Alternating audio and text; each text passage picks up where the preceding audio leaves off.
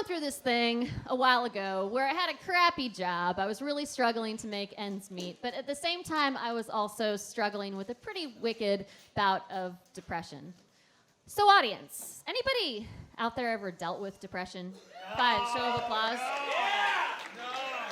Damn, that is probably the most applause that I'm gonna get all night. It's kind of a weird thing to clap for, but thank you guys. So you probably know it's not just like you're sad and gloomy all the time. Most of the time it's actually more like having brain damage. You just become like this deeply incapable person. And people might tell you, you should try to talk to somebody. But I didn't have any money for a therapist. Are you kidding me? So there's probably people out there in this world that are able to figure out this system of how to get a pro bono therapist. But I guarantee you, it is not the depressed people, because like I said, you get stupid, right? So, sorry, I know this is all a bit of a downer, but I just want to give you guys some idea of the emotional landscape that I was already experiencing at the time that I got the news that my grandmother had passed away. So, I lived in New Orleans at the time, and to get to her funeral, I needed to take a flight into Philadelphia and then take a bus up to the Lehigh Valley, to this little town where my mam and pap had operated a cute little neighborhood pub all their lives. And none of this is complicated, but like I said, brain damage, right? So right off the bat, I missed my flight out of New Orleans.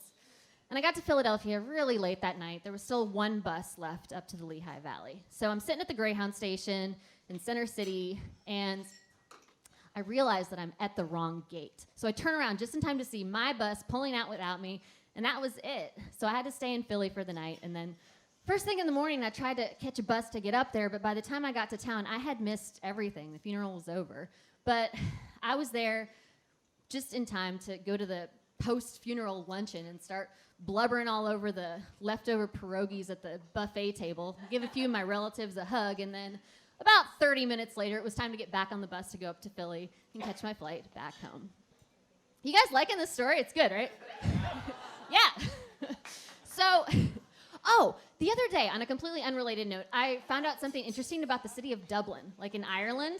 This is interesting. So there's this challenge that exists apparently to walk from one side of Dublin all the way to the other without passing by any pubs. It's kind of like a brain teaser to figure out a route like that.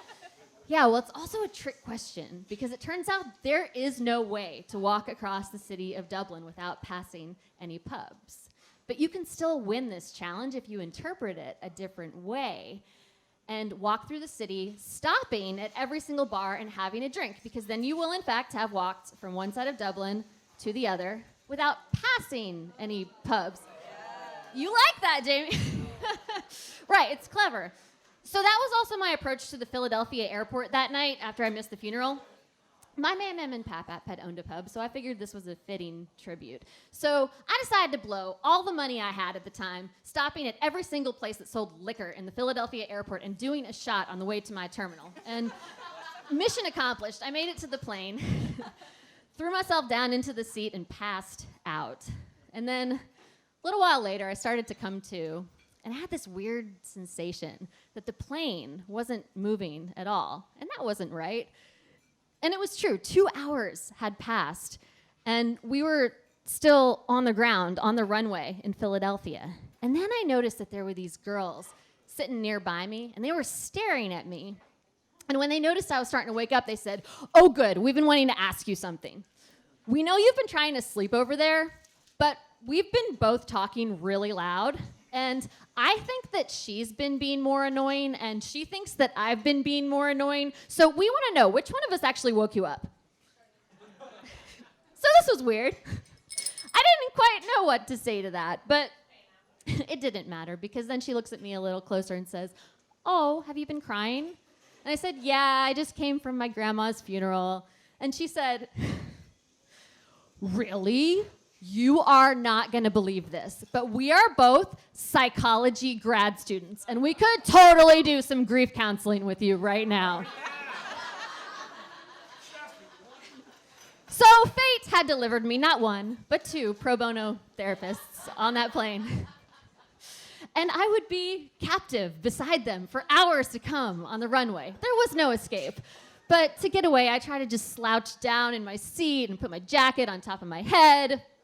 And to their credit, the psychology grad students did interpret that behavior correctly. And when I got home, I figured I really needed to work out my shit, or else I was going to end up talking to someone like that for real one day. And I did. I'm fine, guys. Doing a lot better now. Thank you. So I just wanted to share this story tonight as a little reminder that if you know somebody that you think is depressed, cut them some slack because it's really hard. And if you are going through something yourself, as bad as it seems, try to remember that things do change. And finally, if you are a psychology grad student, please don't do that.